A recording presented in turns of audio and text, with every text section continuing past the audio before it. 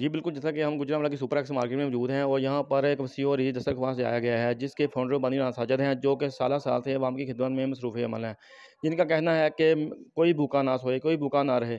मस्कीन, गरीब, लाचार लोगों की मदद करना ये अपना फ़रीज़ा समझते हैं। बकिया देखिए ब्यूरो चीफ नाज़िम महदी की रिपोर्ट में। जी।